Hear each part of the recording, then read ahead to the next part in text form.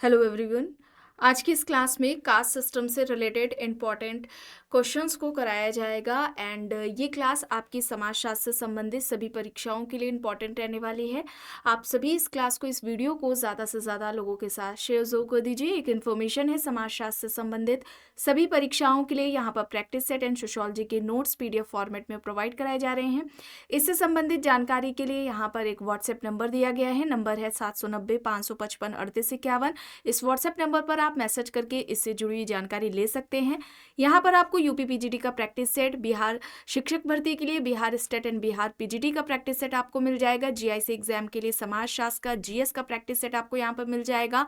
UP HESC assistant professor के लिए भी आपको यहाँ पर समाजशास्त्र का प्रैक्टिस सेट मिल जाएगा। जीडीसी एग्जाम के लिए समाजशास्त्र का प्रैक्टिस सेट मिल जाएगा। एंड बात की जाए असिस्टेंट प्रोफेसर के लिए, राजस्थान असिस्टेंट प्रोफेसर के लिए यहाँ पर आपको समाजशास्त्र का जीके का practice set, MP assistant professor के लिए समाजशास्त्र GS का प्रैक्टिस सेट मिल जाएगा। एंड बात की जाए ग्रेड फर्स्ट के समाजशास्त्र के प्रैक्टिस सेट की, तो भी आपको यहाँ पर मिलेगा, जिसमें आपको 1000 प्रश्न दिए जा रहे हैं। UGC नेट में आपको 10 टोटल प्रैक्टिस सेट यहाँ पर प्रोवाइड कराए जा रहे हैं। सेकेंड ग्रेड के लिए यहाँ पर आपको समाजशास्त्र के नोट्स मिल जाएंगे। एंड यहाँ पर आप में से बहुत से बच्चे यूपी पीजीटी के लिए नोट्स के बारे में बात कर रहे थे, तो ध्यान रखेंगे आप कि इस नोट्स में आपका जो पूरा सिलेबस है वो कंप्लीट कराया गया है। ठीक है, यूपी पीजीटी के इस नोट्स में आपका जो पीजीटी का जो सिलेबस है उसे पूरा कंप्लीट कराया गया है। एंड बेसिक कॉन्सेप्ट से रिलेटेड नोट्स की बात की जाए तो आपको इन टॉपिक से रिलेटेड ये नोट्स आपको मिल जाएंगे जो कि बेसिक कॉन्सेप्ट से है। एंड ये आपको समाजशास्त्र से संबंधित सभी परीक्षाओं में ये टॉपिक्स आपको देखने को मिलेंगे। ठीक है, थिंकर से रिलेटेड भी नोट्स हैं, थिंकर से भी रिलेटेड नोट्स है, जिसमें इंडियन थिंकर्स भी दिए गए हैं। वन लाइनर में भी आपको नोट्स मिल जाएंगे। एंड यहाँ पर आपको एक बात बता दी जाए कि अभी इस वक्त आपके YouTube channel goal to success में अभी सेल चल रही है होली की। ये 16 फरवरी से 7 मार्च तक रहने वाली है, जिसमें आपको समाजशास्त्र के नोट्स, समाजशास्त्र के प्रैक्टिस सेट के साथ ही सामान्य अध्ययन से जुड़े हुए प्रैक्टिस सेट में भी आपको ऑफर दिया जा रहा है, जिसमें आपको कुछ छूट देखने को मिलेगी। कोई भी जानकारी चाहते हैं तो ये यहाँ पर आपको व्हाट्सएप नंबर दिया गया है, इस पर आप मैसेज करके पूरी जानकारी ले सकते हैं। आप सभी इस क्लास को ज़्यादा से ज़्यादा लोगों के साथ शेयर जरूर कर दीजिए। 75 प्रश्न हो गए थे, यहाँ तक देखिए हो गया था। इसके बाद यहाँ से शुरू करना है। प्रश्न है, किसने जातीय संस्तरण की संकल्पना 4 प्रकारों सांस्कृतिक सार्वभौमिक विशिष्टता, संरचनात्मक सार्वभौमिक और संरचनात्मक विशिष्टता में की है? ऑप्शंस में यहाँ पर Andre Beteille, ER Leach, Yogendra Singh, AC Mayer यहाँ पर दिए गए हैं। इस प्रश्न का यहाँ पर सही उत्तर क्या हो जाएगा? यहाँ पर राइट आंसर क्या हो जाएगा? यहाँ पर इस प्रश्न का सही उत्तर क्या हो जाएगा? राइट आंसर यहाँ पर हो जाएगा योगेंद्र सिंह। ठीक है, योगेंद्र सिंह हो जाएगा। ऑप्शन सी यहाँ पर राइट आंसर हो जाएगा। इनकी पुस्तकों की बात की जाए तो एक पुस्तक है इंडियन सोशियोलॉजी के नाम से। ठीक है, इंडियन सोशियोलॉजी के नाम से पुस्तक है। इसके अलावा एक इनकी पुस्तक है मॉडर्नाइजेशन ऑफ इंडियन ट्रेडिशन, इसे आप याद रखेंगे। इसके अलावा सोशल चेंज इन इंडिया हो जाएगी, सोशल चेंज इन इंडिया हो जाएगी। ठीक है, और एक पुस्तक है social stratification and change in India.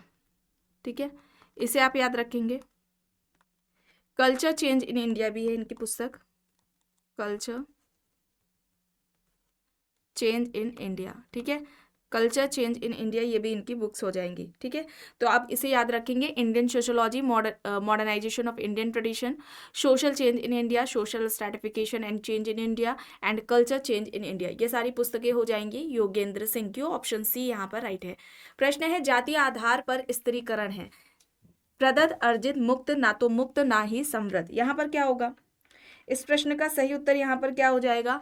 जातीय आधार पर स्त्रीकरण है। कैसा है? प्रदत्त है, अर्जित है, मुक्त है, या फिर ना तो मुक्त ना ही समृद्ध। तो यहाँ पर क्या होगा? प्रदत्त होगा। ठीक है, जाति किस में आएगी? प्रदत्त परिस्थिति के अंतर्गत आएगी। ये जन्म से ही व्यक्ति की निर्धारित हो जाती है, व्यक्ति को प्राप्त होती है। ऑप्शन ए यहाँ पर राइट आंसर हो जाएगा। बंद स्त्रीकरण इसमें देखने को मिलता है। ठीक है, चलिए आगे देखते हैं। प्रश्न है, वह उपागम जो विभिन्न जातियों के लोगों की अधीनता की दशाओं के माध्यम से समाज को समझता है कहलाता है। ऑप्शन है यहाँ पर भारतीय विद्या उपागम, सभ्यतागत उपागम, उपासिता उपागम, संघर्षवादी उपागम। वह उपागम जो विभिन्न जातियों के लोगों की अधीनता की दशाओं के माध्यम से समाज को समझता है वह कहलाता है। यहाँ पर क्या होगा? यहाँ पर राइट आंसर हो जाएगा उपासिता उपागम। उपासिता उपागम ऑप्शन सी यहाँ पर सही होगा। प्रश्न है, इनमें से जाति प्रथा का मूलभूत अभिलक्षण यहाँ पर बताना है। विकल्प में समानता है, पदानुक्रम है, समान परिस्थिति है और खुलापन यहाँ पर दिया गया है। जाति प्रथा का मूलभूत अभिलक्षण क्या है? समानता, पदानुक्रम, समान परिस्थिति, खुलापन यहाँ पर दिया गया है। सही यहाँ पर क्या होगा? सही यहाँ पर होगा पदानुक्रम। ठीक है, पदानुक्रम होगा। ऑप्शन बी यहाँ पर राइट होगा।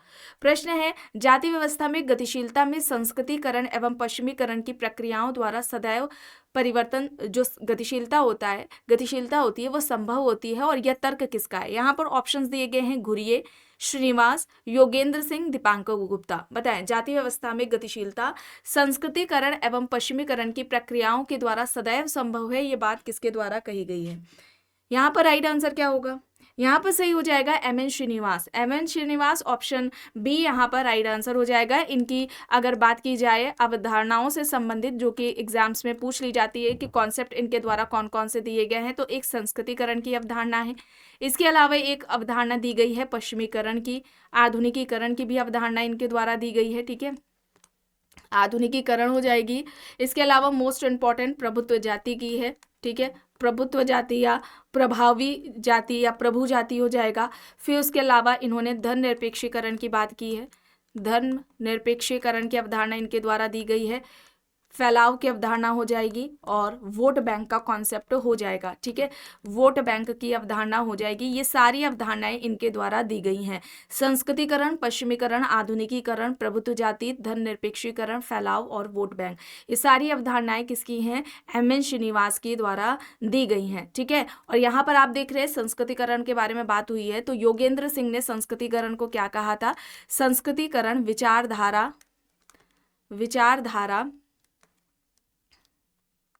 व अग्रिम समाजीकरण की प्रक्रिया है। अग्रिम समाजीकरण की प्रक्रिया है। किसको कहा था? संस्कृतिकरण को कहा था। किसने कहा था? योगेंद्र सिंह ने कहा था कि संस्कृतिकरण विचारधारा व अग्रिम समाजीकरण की प्रक्रिया है। ये स्टेटमेंट इनका एग्जाम्स में पूछा जाता है। चलिए अब यहाँ पर देखिए, एम.एन. श्रीनिवास ने जाति और धर्म के अध्ययन में किस पहलू पर जोर दिया है? ऑप्शन है यहाँ पर सैद्धांतिक, अवधारणात्मक, संरचनात्मक, प्रकार्यात्मक, संघर्ष, सहयोग, परंपरा, आधुनिकता। एम.एन. श्रीनिवास ने जाति और धर्म के अध्ययन में से किस पहलू पर जोर दिया है? यहाँ पर सही क्या होगा? यहाँ पर स्ट्रक्चरल फंक्शनलिज्म होगा। ऑप्शन यहाँ पर विकल्प बी। ठीक है, विकल्प बी यहाँ पर राइट होगा। चलिए आगे चलते हैं। देखिए प्रश्न है, एम.एन. श्रीनिवास ने निम्नांकित में से किस अवधारणा में सामाजिक एवं सांस्कृतिक परिवर्तन की प्रक्रिया के रूप में जाति गतिशीलता की व्याख्या की है? ऑप्शन है यहाँ पर संस्कृतिकरण, लौकिकीकरण, पश्चिमीकरण, आधुनिकीकरण यहाँ पर दिया गया है। श्रीनिवास ने इनमें से किस अवधारणा में सामाजिक एवं सांस्कृतिक परिवर्तन की प्रक्रिया के रूप में जाति गतिशीलता की व्याख्या की है? यहाँ पर सही क्या होगा? यहाँ पर राइट आंसर क्या हो जाएगा? यहाँ पर संस्कृतिकरण है। ठीक है, संस्कृताइजेशन हो जाएगा। ऑप्शन ए यहाँ पर राइट आंसर हो जाएगा। ये इनकी पुस्तक है, किस पुस्तक ये इनकी अवधारणा है, किस पुस्तक में दी गई है? रिलीजन एंड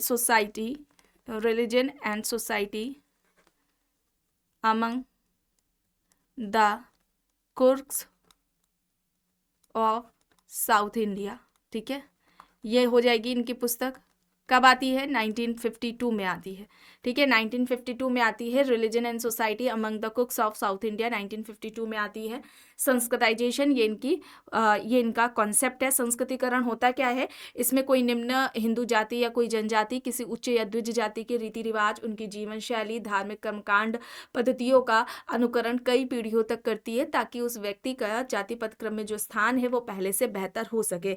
इसे आप याद रखेंगे, ठीक है। ये एग्जाम्स में इस तरह से इनका पूछा जाता है। और ध्यान रखेंगे यह संरचनात्मक परिवर्तन नहीं है, ठीक है। संरचनात्मक एग्जाम में ऑप्शन इसकी विशेषताएं देकर पूछा जाता है, संरचनात्मक परिवर्तन है नहीं है। ध्यान रखेंगे पद में परिवर्तन है, ठीक है। पद में परिवर्तन की बात ये करता है, ठीक है। पद में ये परिवर्तन है। आगे चलते हैं। प्रश्न है, जाति प्रणाली के अंतर्गत गतिशीलता के विश्लेषण करने के लिए निम्न में से किसने संदर्भ समूह सिद्धांत का अनुप्रयोग किया था? ऑप्शंस है यहाँ पर M S. Rao, G S. Ghurye, M N. Srinivas, Yogendra Singh. जाति प्रणाली के अंतर्गत गतिशीलता के विश्लेषण करने के लिए इनमें से किसने संदर्भ समूह सिद्धांत का प्रयोग किया है? यहाँ पर सही क्या होगा? यहाँ पर राइट आंसर क्या हो जाएगा? एम.एन. श्रीनिवास, ठीक है। एम.एन. श्रीनिवास हो जाएगा। और बात की जाए संदर्भ समूह की, तो सबसे पहले संदर्भ समूह की बात किसने की है? सर्वप्रथम वर्णन किसके द्वारा किया गया है? हाइमैन के द्वारा किया गया है। समाजशास्त्र में बात आती है, समाजशास्त्र में, ठीक है। समाजशास्त्र में सर्वप्रथम किसने बात की है? समाजशास्त्र में सर्वप्रथम वर्णन किसने किया है? तो R.K. मर्टन ने किया है, रॉबर्ट किंग मर्टन ने किया है। इसे आप याद रखेंगे, ठीक है। ये एग्जाम्स में इस तरह से इनका पूछा जाता है रेफरेंस ग्रुप का। चलिए अब यहाँ पर देखिए प्रश्न है, निम्न में से किस समाजशास्त्री ने जाति के बदलते प्रतिमान पर टिप्पणी की कि परिवर्तन व्यवहार में हुआ है, वैचारिकी में नहीं? ऑप्शन है यहाँ पर K M. Kapadia, A.R. Desai, T B. Bottomore, S.C. Dube. यहाँ पर ऑप्शंस दिए गए हैं। इनमें से किस समाजशास्त्री ने जाति के बदलते प्रतिमान पर टिप्पणी की है कि परिवर्तन व्यवहार में हुआ है, वैचारिकी में नहीं हुआ है?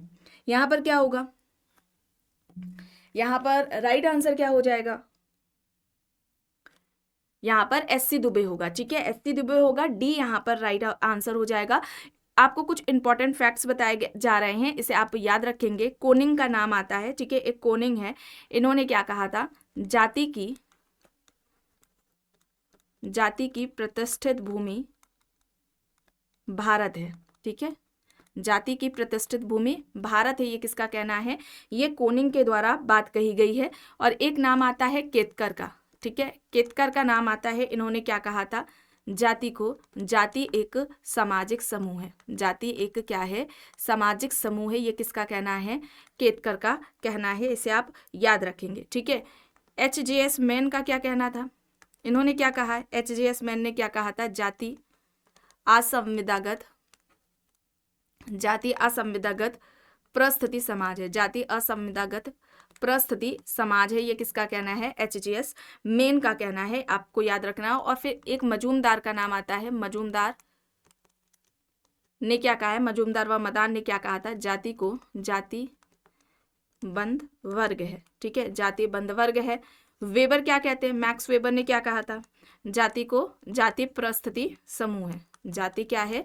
प्रस्थिति समूह है, ये किसका कहना है? जाति प्रस्थिति समूह है, ये किसका कहना है? मैक्स वेबर का कहना है। तो ये कुछ इंपॉर्टेंट फैक्ट्स थे जो कि आपको यहाँ पर बताए गए। कोनिंग ने कहा जाति की प्रतिष्ठित भूमि भारत है। केतकर ने कहा जाति एक सामाजिक समूह है। H.J.S. मैन कहते हैं जाति असंविदागत प्रस्थिति समूह है। मजूमदार ने जाति को बंद वर्ग कहा। मैक्स वेबर ने जाति प्रस्थिति समूह है, ठीक है। फैक्ट्स को याद रखेंगे, एग्जाम्स में पूछा जाता है। चलिए आगे चलते हैं। प्रश्न है, भारत में राजनीति को जाति प्रतिछाया मानने वाले समाजशास्त्री हैं? ऑप्शन है एम.एन. श्रीनिवास, A.R. देसाई, घुरिये, राधाकमल मुखर्जी। भारत में राजनीति को जाति प्रतिछाया मानने वाले कौन हैं इनमें से? यहाँ पर क्या होगा?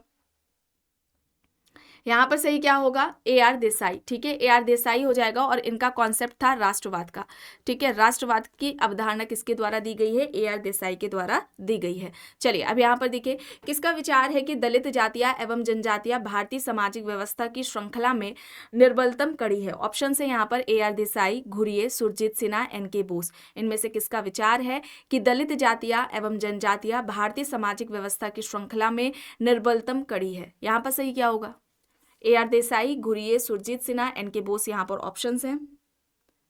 सही यहाँ पर हो जाएगा N.K. बोस, ठीक है। N.K. बोस हो जाएगा। निर्मल कुमार बोस हो जाएगा, इनका पूरा नाम है। एक बार इनका पूरा नाम पूछ लिया गया था, तो यहाँ पर ऑप्शन डी हो जाएगा। पूरा नाम क्या है? निर्मल कुमार बोस। चलिए आगे यहाँ पर देखिए, प्रश्न है, यह भ्रांत धारणा है कि मैदानी जातियां और जनजातियां शोषक एवं शोषित उपवर्गों में विभाजित है। यह तर्क दिया गया है। ऑप्शन है K S. Singh, Andre Beteille, N K. Bose, D N. Majumdar. यह भ्रांत धारणा है कि मैदानी जातियां और जनजातियां शोषक एवं शोषित उपवर्गों में विभाजित है। किसका कहना है? किसका कहना है? एन.के. बोस का कहना है, ऑप्शन सी। ठीक है, विकल्प सी यहाँ पर सही होगा। प्रश्न है, किसका कथन है कि जातीय अस्पृश्यता हिंदुओं को समुदाय जाति के रूप में कार्य करने नहीं देते हैं? ऑप्शन है डेविड हार्डीमैन, ली ड्यूमो, बी.आर. अम्बेडकर, एम.एन. श्रीनिवास। यहाँ पर बताए सही क्या होगा? अच्छा, डेविड हार्डीमैन ने कौन से आंदोलन की बात की थी, ये आपको कमेंट बॉक्स में बताना है। बताएं, यहाँ पर प्रश्न का जवाब दे। जातीय अस्पृश्यता हिंदुओं को समुदाय जाति के रूप में कार्य करने नहीं देते हैं। यहाँ पर क्या होगा? यहाँ पर बी.आर. अम्बेडकर हो जाएगा। ठीक है, बी.आर. अम्बेडकर हो जाएगा, ऑप्शन सी यहाँ पर राइट हो जाएगा। और जाति व्यवस्था को खत्म करने के लिए ज्यादा से ज्यादा अंतर्जाति विवाह की बात भी अम्बेडकर और घुरिये के द्वारा की गई थी। इसे भी आप याद रखेंगे, एग्जाम्स में इस तरह से भी प्रश्न पूछा जाता है। अब यहाँ पे देखिए, प्रश्न है, जाति, वर्ग और शक्ति विस्तृत अर्थों में सामाजिक संस्करण के अलग अलग रूप है या तर्क है? ऑप्शन है Andre Beteille, Ghurye, S P. Nagendra, F G. Bailey. जाति, वर्ग और शक्ति विस्तृत अर्थों में सामाजिक संस्करण के अलग अलग रूप है या किसका तर्क है? यहाँ पर सही क्या होगा? जाति, वर्ग और शक्ति विस्तृत अर्थों में सामाजिक संस्करण के अलग अलग रूप है या किसका तर्क है? यहाँ पर सही होगा आंद्रे बेते। ठीक है, आंद्रे बेते होगा, ऑप्शन ए यहाँ पर राइट आंसर हो जाएगा। ठीक है, कास्ट, क्लास एंड पावर, ये इनकी पुस्तक है, कास्ट, क्लास एंड पावर। ठीक है, ये किसकी है? ये इनकी पुस्तकें कब आती है? 1958 में आती है। और इन्होंने स्त्रीकरण के आधार कितने बताए थे? 3 बताए थे। कौन कौन से हैं आधार? पहला तो है जातीय, दूसरा हो जाएगा वर्ग, और तीसरा क्या हो जाएगा? शक्ति।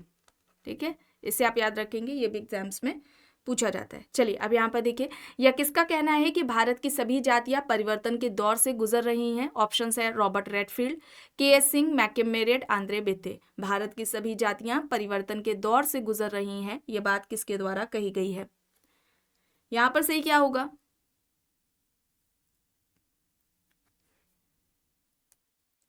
यहाँ पर राइट आंसर क्या हो जाएगा?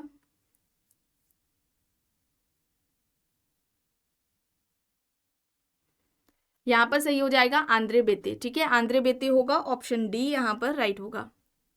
प्रश्न है, निम्न में से कौन सा कारक भारत में जातीय समानता के उन्मूलन का कारण है? ऑप्शंस देखिए, विवाह बंधन, निरक्षरता तथा रूढ़िवाद, शिक्षा, जाति प्रतिष्ठा की भावना। इनमें से कौन सा कारक भारत में जातीय असमानता के उन्मूलन का कारण है, ये पूछा जा रहा है। यहाँ पर क्या हो जाएगा?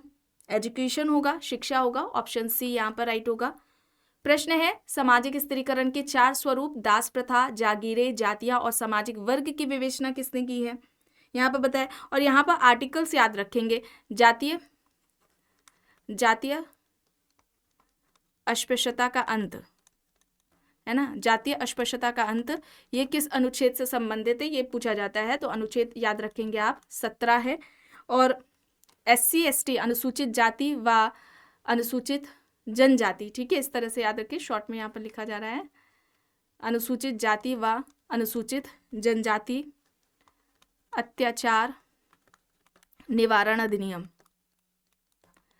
ठीक है, निवारण अधिनियम, ये कौन सा है?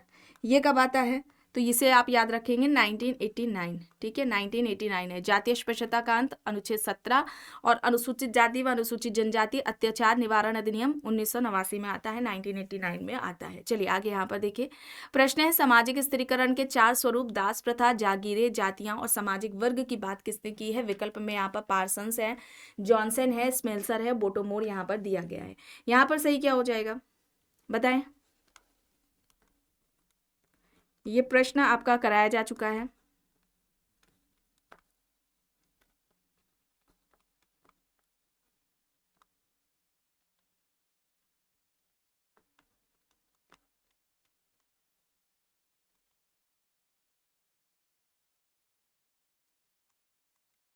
यहाँ पर सही क्या हो जाएगा?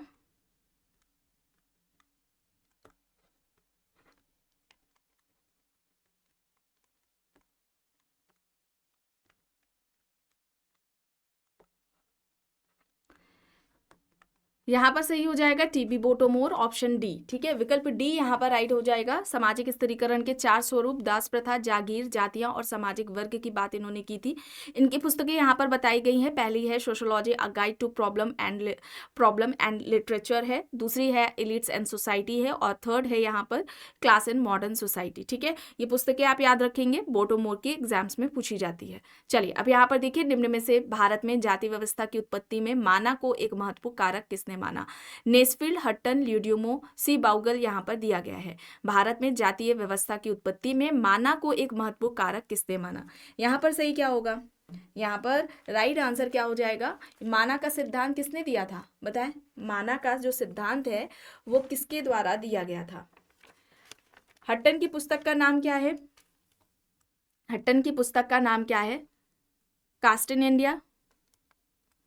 कास्ट इन इंडिया किसकी है? हट्टन की पुस्तक है। और इन्होंने जाति की उत्पत्ति का आदिम या माना, ठीक है, और एक आपको क्या बताया गया था? बहुकारक सिद्धांत। ठीक है, बहुकारक सिद्धांत, इस तरह से भी याद रखेंगे। आदिम या माना ज्यादातर एग्जाम में पूछा गया है, बहुकारक भी सिद्धांत है। और इन्होंने कारण कौन कौन से बताए थे? जाति उत्पत्ति के कारण कौन कौन से बताए थे? एक तो इन्होंने भौगोलिक बताया था। ठीक है, भौगोलिक पृथक्करण, भौगोलिक पृथक्करण हो जाएगा। खान पान संबंधी निषेध थे, खान पान संबंधी निषेध हो जाएगा। ठीक है, और इसके अलावा वड़ों का विकास इन्होंने बताया था, वड़ों का विकास था। और एक क्या था? विभिन्न प्रजातियों व संस्कृतियों का संघर्ष। ठीक है, तो इसे आप याद रखेंगे, विभिन्न प्रजातियों व संस्कृतियों का संघर्ष, ये हो जाएगा। और एक माना में विश्वास है ना, माना जो कि अलौकिक शक्ति है, माना में विश्वास। ये क्या थे? धर्म की जाति की उत्पत्ति के इन्होंने कारक माने थे। भौगोलिक पृथक्करण, खान पान संबंधी निषेध, वड़ों का विकास, विभिन्न प्रजातियों व संस्कृतियों का संघर्ष और माना में विश्वास है। ठीक है, ये किसका है? हट्टन का है, इसे आप याद रखेंगे। हट्टन ने ये बताया, कास्ट इन इंडिया इनकी पुस्तक है। जाति उत्पत्ति से संबंधित आदिम या माना या बहुकारक का सिद्धांत इनके द्वारा दिया गया था। नेस्फील्ड की बात की जाए तो इन्होंने व्यावसायिक सिद्धांत दिया है। ठीक है, जाति उत्पत्ति का व्यावसायिक सिद्धांत किसके द्वारा दिया गया है? नेस्फील्ड के द्वारा दिया गया है। चलिए अब यहाँ पर देखिए, निम्न में से कौन समाजशास्त्री जाति को पूर्णतः एक विशिष्ट भारतीय प्रघटना नहीं मानता है? यहाँ पर सही क्या होगा?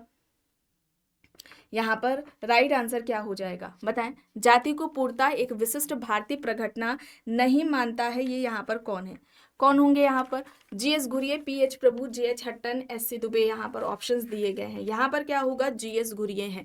ठीक है, जीएस घुरिये हैं। और जीएस घुरिये ने सबसे पहले, ठीक है, याद रखेंगे, सर्वप्रथम वर्णन किया है, सर्वप्रथम वर्णन किया था इन्होंने जाति व्यवस्था के बारे में। किस पुस्तक में? कास्ट, क्लास एंड ऑक्यूपेशन में, कास्ट, क्लास एंड ऑक्यूपेशन में किया था। ठीक है, और ये पुस्तक कब आती है? 1961 में आती है, इसे आप याद रखेंगे। जाति से संबंधित, कास्ट से संबंधित 6 विशेषताएं इन्होंने बताई थी। एक तो था समाज का खंडात्मक विभाजन। ठीक है, समाज का खंडात्मक विभाजन है। दूसरा क्या होगा? संस्तरण है। ठीक है, दूसरा क्या हो जाएगा? संस्तरण हो जाएगा। तीसरा यहाँ पर क्या हो जाएगा?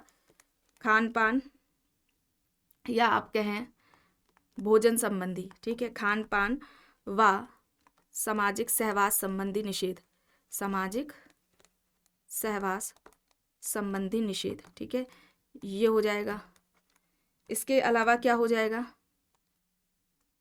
चौथी विशेषता, सामाजिक व धार्मिक, सामाजिक व धार्मिक निर्योग्यताएं व विशेषाधिकार। ठीक है, ये हो जाएगा। और 5वीं विशेषता हो जाएगी पेशे से संबंधित, व्यवसाय से, पेशे के अप्रतिबंधित चुनाव का अभाव। ठीक है, पेशे के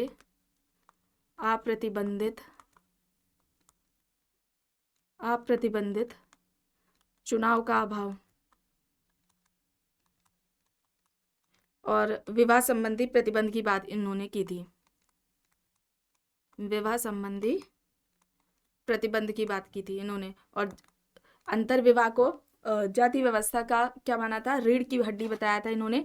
और जाति व्यवस्था को खत्म करने के लिए इन्होंने सुझाव दिया था ज़्यादा से ज़्यादा अंतर्जातीय विवाह होने चाहिए। यहाँ पर 6 विशेषताएं देखिए, समाज का खंडात्मक विभाजन, संस्तरण, खान पान व सामाजिक सहवास संबंधी निषेध, सामाजिक व धार्मिक निर्योग्यताएं व विशेषाधिकार, पेशे के अप्रतिबंधित चुनाव का अभाव और विवाह संबंधी प्रतिबंध है। ठीक है, इसे आप याद रखेंगे। और घुरिये भारतीय समाजशास्त्र के जनक माने जाते हैं।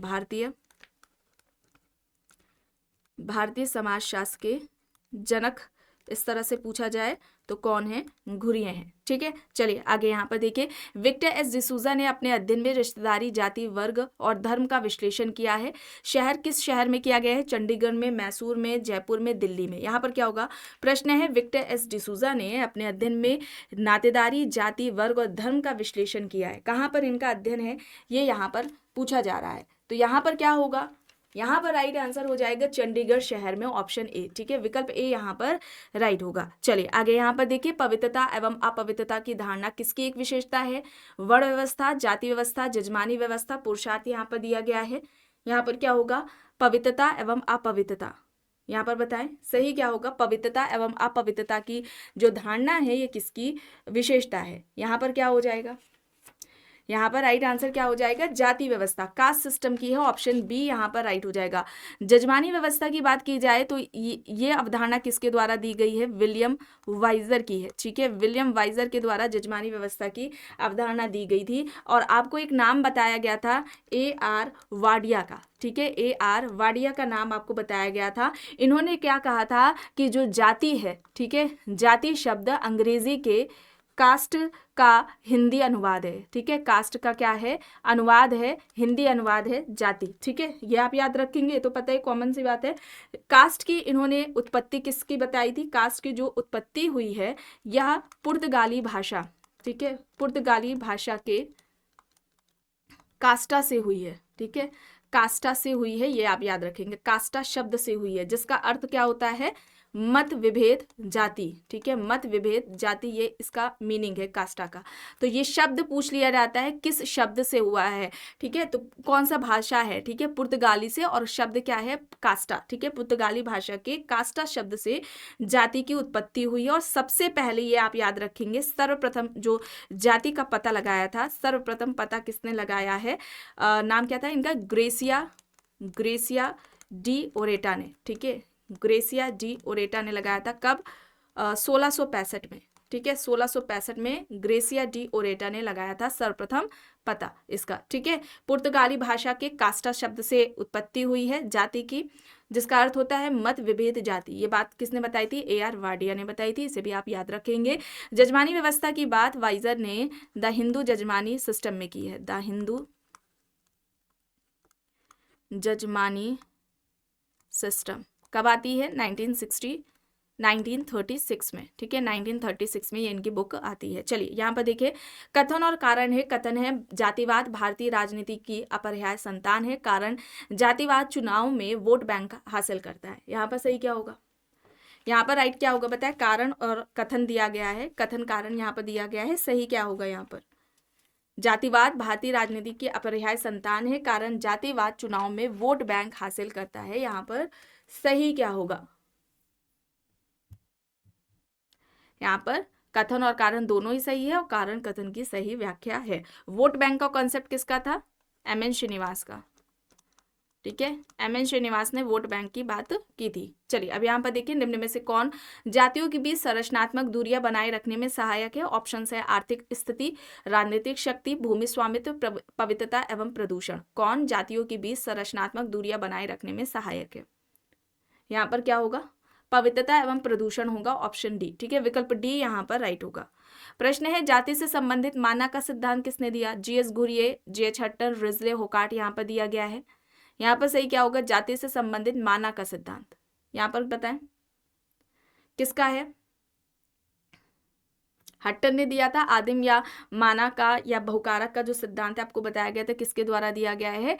हट्टन के द्वारा दिया गया है। चलिए, और रिजले ने कौन सा सिद्धांत दिया? हुकाट और घुरिये किस जाति की उत्पत्ति से संबंधित, किस सिद्धांत से संबंधित है, ये आपको कमेंट बॉक्स में बताना है। आखिरी प्रश्न है, निम्न में से कौन सा कथन सही नहीं है? देखिए, विकल्प ए कह रहा है जाति व्यवस्था में भोजन पर प्रतिबंध पाया जाता है, जाति व्यवस्था जन पर आधारित है, जाति व्यवस्था में संसरण पाया जाता है, जाति व्यवस्था में संसरण नहीं पाया जाता। बताएं यहां पर क्या होगा?